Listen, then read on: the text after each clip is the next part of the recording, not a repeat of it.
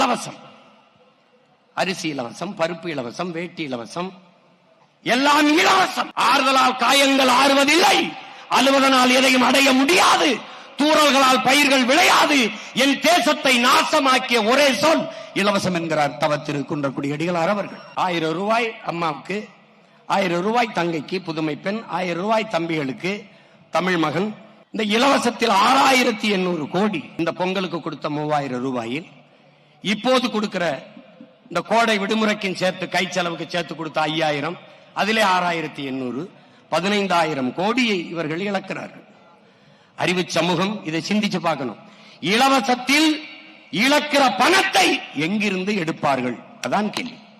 இந்த கேள்வி எழுகிற இடத்தில் மாற்றத்திற்கான சிந்தனை, விழிப்புணர்வு. நீங்கள் யார்? பெரிய சோழ பரம்பரையா சொத்த வித்து எங்களுக்கு இலவசம் கொடுக்கிறீர்கள் என்ற கேள்வி எழுமானால் நீ விழிப்புணர்வு பெற்றுவிட்டாய். படிக்க போகிற போது தங்கைக்கு மாதத்திற்கு 1000, 3 ஆண்டுகள் படித்து முடித்து விட்டால் 1000 ரூபாய் வராது. அப்ப என்ன செய்யலாம்? என்ன செய்யலாம்?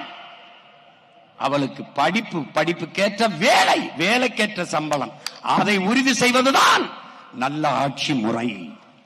அந்த ஆட்சியை உருவாக்கத்தான் இவ்வளவு பேரும் நாங்கள் இங்கே நாம் கூடியிருக்கிறோம் என்பதை புரிந்து கொள்ள வேண்டும்.